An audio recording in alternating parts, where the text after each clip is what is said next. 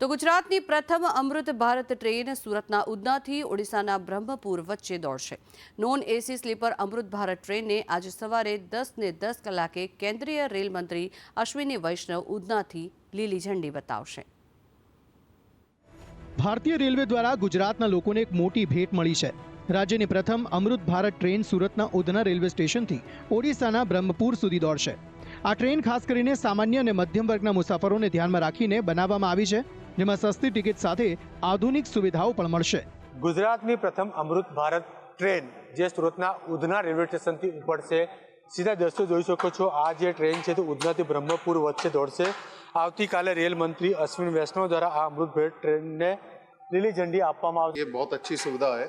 इसकी वजह से पैसेंजर्स को होने वाली प्रॉब्लम्स कम होंगी, जैसे कि पानी नहीं आता या फिर लाइट की प्रॉब्लम होती है, सफाई का प्रॉब्लम होता है, तो उसके लिए अब लंबा टाइम वेट नहीं कराना पड़ेगा। वो डायरेक्ट कॉल करके हैंड टू हैंड इंफॉर्मेशन इस पे गार्ड को दे सकते हैं और वो तुरंत इस पे एक्शन ले सकते हैं।